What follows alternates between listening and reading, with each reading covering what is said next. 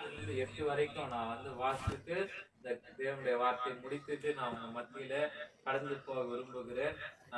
பிலிப்பியர் 2ஆம் அதிகாரம், கலாத்தியருக்கு அடுத்து எபேசியருக்கு அடுத்துதான் பிலிப்பியர். பிலிப்பியர் 2ஆம் அதிகாரம் 6 முதல் 8 வசனங்களை வாசிக்கிறேன்.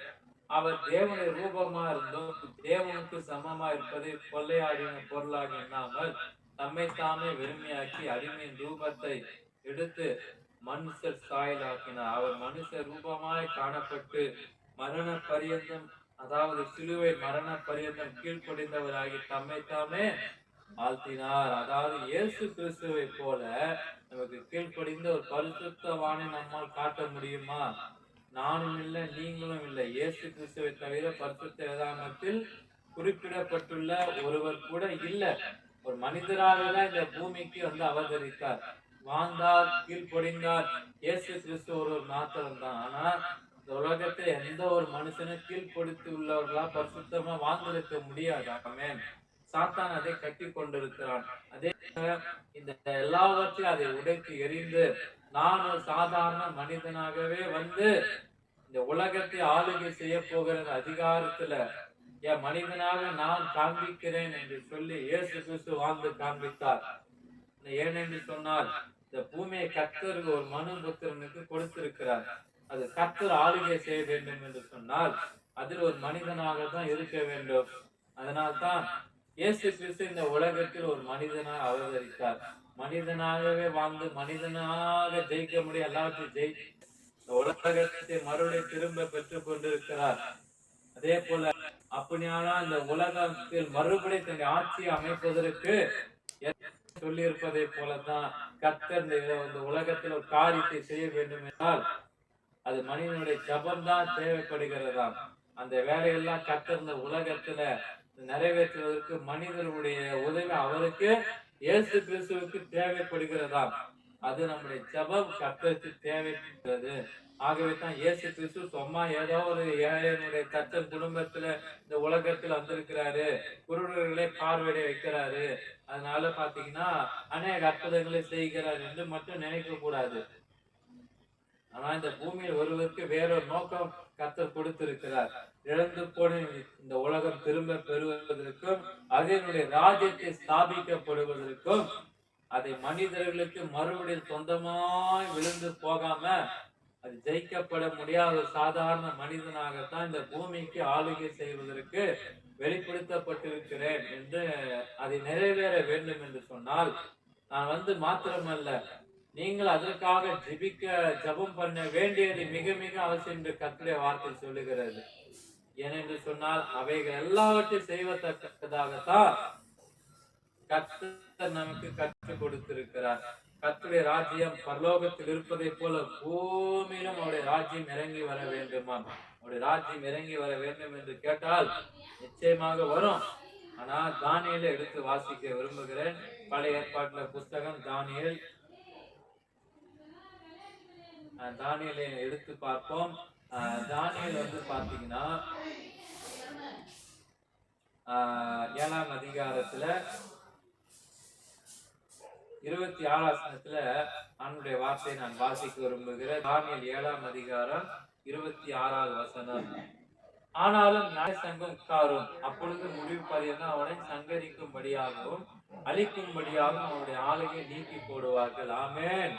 அதாவது இந்த உலகத்துல சாத்தானுடைய ஆளுகை இருக்கிறதே அது முழுவதுமாக நீக்கி போடப்பட அன்றைக்கு சாத்தான் இயேசு கிறிஸ்துவனுடைய உயரமான ஒரு மலைக்கு உச்சிக்கு கொண்டு போய் அவருடைய பூமியை, அவருடைய சகல ராஜ்யங்களின் மகிமையும் அவரிடத்துல காண்பித்து இவைகளெல்லாம் எனக்கு கொடுக்கப்பட்டிருக்கிறது, இவைகளெல்லாம் கொடுக்கப்பட்டிருக்கிறதாம். நீ தாழ விழுந்து என்னை பணிந்து கொண்டால் இவைகளெல்லாம் உம்முடைய தாகம் என்று சொன்னான். மத்தேயுல பிசாசு சொன்னான், உலகத்துல சாத்தானுடைய ஆளுகை இருக்கிறது முற்றிலுமாய் நீக்கி போடப்படும் என்று அன்றைக்கு சாத்தான் இயேசு கிறிஸ்துவனுடைய உயரமான ஒரு மலைக்கு உச்சிக்கு கொண்டு போய் அதனுடைய பூமி, அவருடைய சகல ராஜ்யங்களின் மகிமை அவரிடத்திலே காண்பித்து என்ன சொல்றாரு? காண்பித்து இவைகள்லாம் எனக்கு கொடுக்கப்பட்டிருக்கிறது. அத நீ கால விழுந்து என்னை பணிந்து கொண்டா இவைகளெல்லாம் உம்முடையதா இருக்கும் என்று அவன் சொன்னான் என்று சொல்லி மத்தேயு 4ஆம் அதிகாரம் 8 9 வசனங்களை நாம வாசிக்கிறோம். ஏன் என்று சொன்னால் இயேசு கிறிஸ்து இந்த பூமியில் எதற்காக வந்திருக்கிறார் தெரியுமா? அவருக்கு நன்றாகவே தெரியும். அவருடைய தாயாருக்கோ அவருடைய சீஷருக்கோ அதை பற்றி தெரியாது. ஏன்? நமக்கு கூட அதை பற்றி சொல்லப்பட்ட பிறகுதான் தெரிந்திருக்கிறது. இயேசு கிறிஸ்து எதற்காக வந்திருக்கிறார்?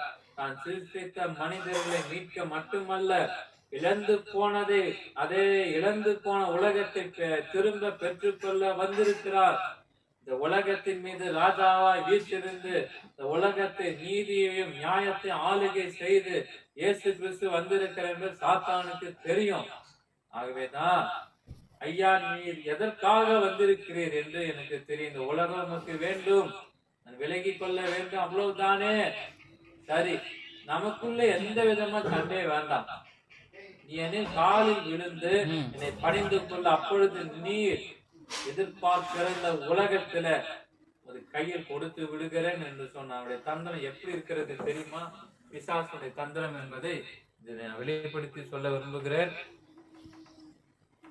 இழந்து பார்த்தீங்கன்னா, ஆனால் கர்த்தருக்கு என்ன நோக்கம் என்றால் பூமியில் தன்னுடைய ராஜ்யத்தை ஸ்தாபித்து விட வேண்டும்.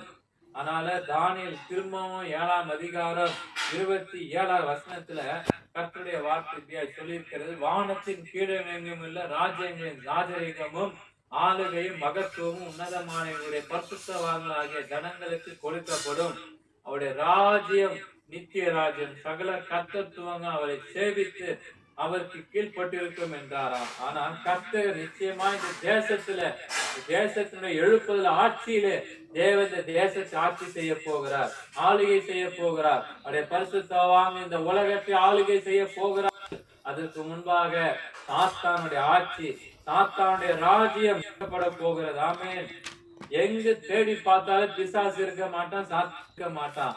ஏன்னா கர்த்தருடைய ராஜ்யம் இடத்துல இந்திய தேசத்துல உலகத்துல ஸ்தாபிக்கப்பட போகிறது. அதனால கர்த்தருடைய தூதர் தானியேலை நோக்கி பார்த்து சொன்னது என்ன தெரியுமா? அவருடைய ராஜ்யம் நித்திய ராஜ்யம், சகல கர்த்தத்துவங்கள் அவரை சேவித்து அவருக்கு கீழ்பட்டு இருக்கும் என்று சொல்லி தானியேல் 7:26 வாசிக்கிறோம். இப்பொழுது இருக்கிறதை போல இந்த உலகமே இருக்காது. ஏன் கர்த்தர் இந்த திட்டத்துக்கு, இந்த உலகத்துக்கு ஒரு பெரிய திட்டத்தை கர்த்தர் கொடுத்திருக்கிறார். இந்த உலகத்தை இதுவரை ஆளுகை செய்து கொண்ட இயேசு கிறிஸ்துவுக்கு முன்பாக நெஞ்சை நிமிர்த்தி கொண்டையும் இந்த பூமி அதை நிறைய கையில் கொடுக்கப்பட்டிருக்கிறது. என் வசனம் பேசிய சாத்தானும் அவருடைய ஆளுகையின் பூமியிலிருந்து என்ன செய்ய போகிறார்? நீக்கி போட போகிறார்.